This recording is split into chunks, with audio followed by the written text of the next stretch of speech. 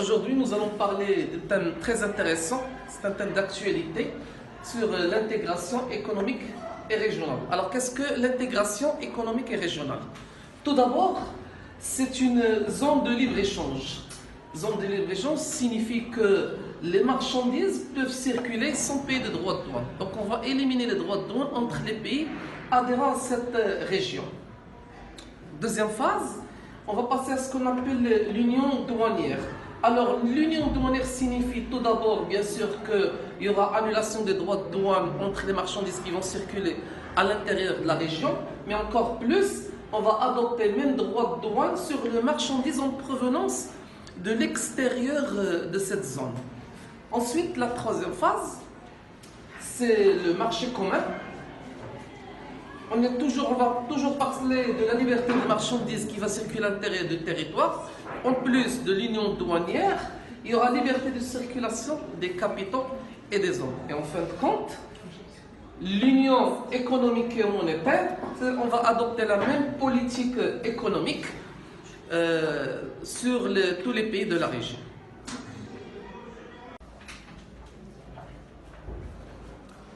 Alors, quel est l'intérêt de cette intégration économique et régionale? Tout d'abord, elle va profiter aux consommateurs, puisque grâce à l'importation, les prix locaux vont chuter. Donc, il y aura baisse des prix, et cela est synonyme de quoi? Synonyme de l'amélioration du pouvoir d'achat du consommateur. Mais encore, il y aura une diversification des produits sur le territoire national. Alors, l'entreprise va elle aussi profiter de cette intégration économique et régionale. Elle va profiter à double mesure. Dans le premier lieu, elle va profiter en input, c'est-à-dire qu'elle va acheter à des prix bas, ça veut dire que les coûts de production vont chuter. Mais encore plus, elle va profiter de l'élargissement des clients. C'est-à-dire qu'on n'aura plus à s'adresser seulement aux consommateurs locaux, mais aux consommateurs de la région. Donc cela se passe en parallèle avec l'agrandissement de la concurrence. Et dit plus de concurrents signifie que encore les prix vont chuter. Donc les prix, pourquoi ils vont chuter? Parce que d'une part, la quantité produite va agir sur la baisse du coût unitaire, c'est ce qu'on appelle économie d'échelle. Mais encore, il y aura une amélioration de la productivité. Et en parallèle, il y aura une amélioration de la qualité et bien sûr développement de la technologie. Tout ça, ça fait se répercuter sur la valeur ajoutée de l'entreprise. En fait, la valeur ajoutée, ce n'est que la différence entre la production et la consommation intermédiaire en matières premières et en énergie. Si la valeur ajoutée réussit à augmenter due à la baisse des prix et à l'amélioration de la quantité produite et vendue, donc on a dit que l'amélioration de la compétitivité de l'entreprise entraînera l'amélioration de la valeur ajoutée.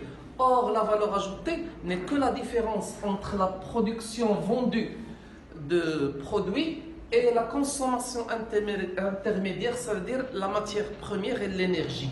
Et puisque le coût de la matière première et de l'énergie va se réduire et la quantité vendue va s'améliorer, automatiquement on aura une augmentation de la valeur ajoutée. La somme des valeurs ajoutées produites dans un territoire national est appelée produit intérieur brut, le PIB. Donc, puisqu'il y aura amélioration de la valeur ajoutée, automatiquement, il y aura amélioration du produit intérieur brut. Et donc, ça va se répercuter sur les investissements. On aura une hausse des investissements et automatiquement une hausse de l'emploi. Alors, l'État va elle aussi profiter de cette intégration économique et régionale. Nous savons que l'intégration économique et régionale signifie élimination, réduction des droits de douane. Mais on va prendre la notion de droits de douane, on va les décomposer. Ici au Maroc, généralement, les droits de douane se subdivisent en deux éléments. Il y a les droits d'importation et la TVA. Bien sûr, il y a d'autres taxes, mais on va les écarter. Si on réduit les droits d'importation, voire leur élimination, on aura toujours la TVA qui va être fixe.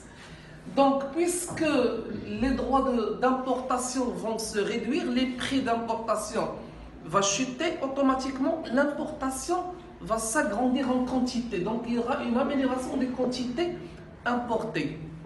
Automatiquement, l'État va récupérer en quantité d'importation ce qu'elle perd en taux. Donc, la réduction des taux va être répercutée sur la quantité vendue et bien sûr, il y aura une recette fiscale qui va s'améliorer et par la suite, le déficit public va se réduire. Notez bien que le déficit est synonyme de dépenses qui sont supérieures aux recettes. Donc, avec une amélioration des recettes dues à ce système, le déficit va se réduire. Récapitulons depuis le début, tout le monde va profiter. Il y a d'abord le consommateur. Certains pays d'Afrique, notamment ceux de l'Afrique de l'Ouest, ont décidé de se mettre en commun et de faire l'intégration économique régionale. Ils ont constitué ce qu'on appelle la CEDEAO, la Communauté économique des États de l'Afrique de l'Ouest. Ils sont en nombre de 15.